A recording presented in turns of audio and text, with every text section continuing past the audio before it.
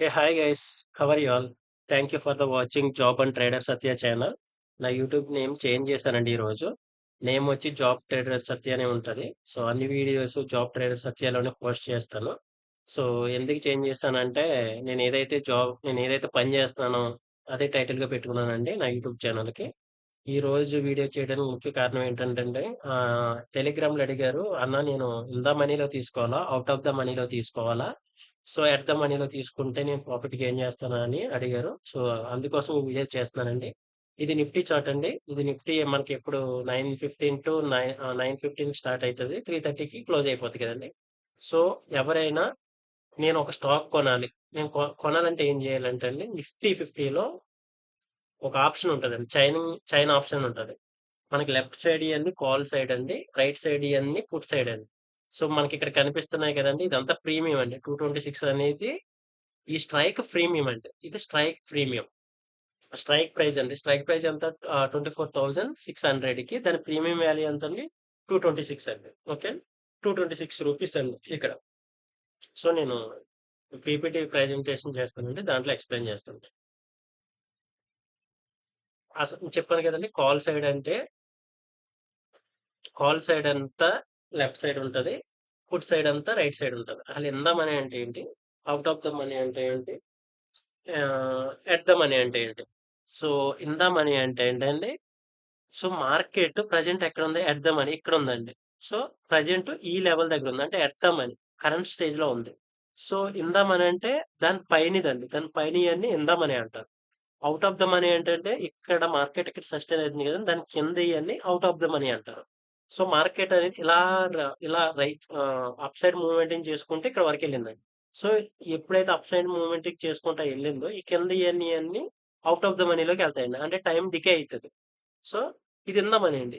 In the money అంటే time decay చాలా తక్కువుంటది. సో, కంపేర్ చేస్తే ఔట్ ఆఫ్ ద మనీలో టైమ్ డికే అనేది చాలా ఎక్కువుంటదండి. ఇన్ ద మనీలో ఉండదు కాల్ సైడ్. అదే పుట్ సైడ్ రివర్స్ అండి. ఇన్ ద మనీలో టైమ్ వాల్యూస్ అనేది తక్కువుంటది. ఔట్ ఆఫ్ ద మనీలో ఎక్కువుంటది.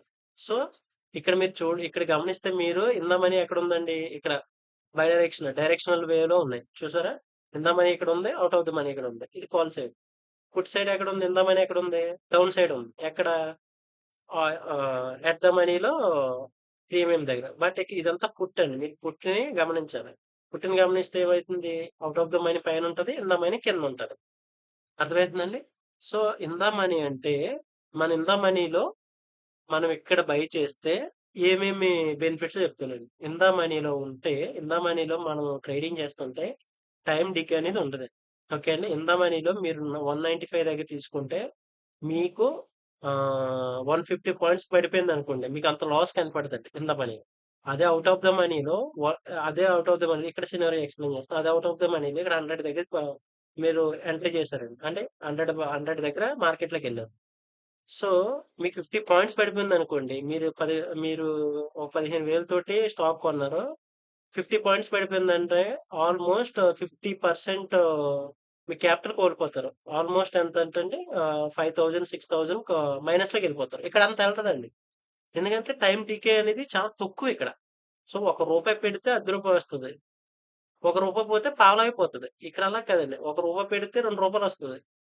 రూపాయి పోతే రూ. 2 పోతది. సో, మీరెంత పెడితే డబుల్ పోతదిక్కడ.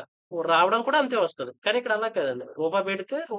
10 వస్తది. పోతే రూ. 10 పోతది. ఇక్కడ రూపాయి పెడితే రూ. 2 వస్తది. పోతే మొత్తం పోతది. సో, అందుకే ఔట్ ఆఫ్ ద మనీని ఎవ్వరు బై చేయరండి. మాక్సిమం ఇన్ ద మనీలోనే చూసుకుంటారు. ఎందుకంటే టైమ్ డీకే ఉంటది.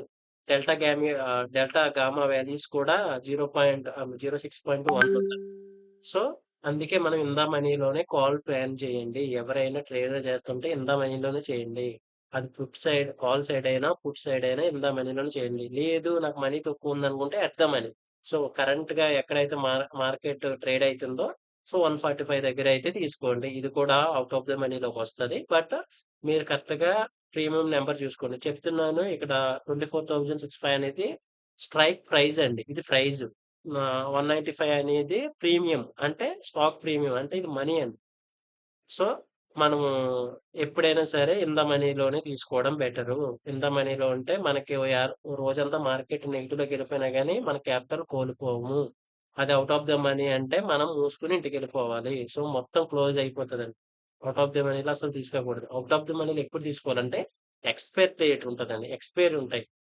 బ్యాంక్ నిఫ్టీ ఎక్స్‌పైర్ ఉంటాయండి. ఆ స్టేజ్‌లో మీకు చాలా తక్కువగా దొరుకుతది. 1000కి, 2000కి దొరుకుతది. ఇక్కడ ఒక ఇన్ ద మనీలో ఒక ట్రేడ్ చేయండి. ఔట్ ఆఫ్ ది మనీలో ఒక ట్రేడ్ చేయండి. సో, మీకు పోతే రూ. 1000 పోతది. వస్తే మీకు 10,000 వస్తది. చాలా రిస్కీ అండి ఇది. రిస్క్ రివార్డ్ ఇది ఉంటది. So, out of the money ఎప్పుడు ప్రిపేర్ చేయకండి. ఇన్ ద మనీయే ప్రిపేర్ చేయండి.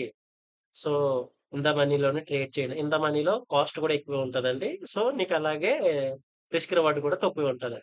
ఔట్ ఆఫ్ ది మనీలో మనీ తక్కువుంటది. రిస్క్ రివార్డ్ కూడా ఎక్కువే ఉంటది. సో, మీరు ఇన్ ద మనీలోనే ప్లాన్ జేసుకోండి. సో, ఇదని కంపారిజన్ ఉంటది. సో, మీకు చెప్తున్నాను డెల్టా వాల్యూస్ కూడా ఇన్ ద మనీలో చాలా హై ఉంటది. సో, ఎక్కువ నీకు టైమ్ అనేది ఎక్కువుంటే నీకు డెల్టా వాల్యూస్ కూడా హైలోనే ఉంటాయి. టైమ్ తక్కువున్నదనుకోండి నీకు టైం అనేది బాగా తక్కువలో ఉందనుకోండి.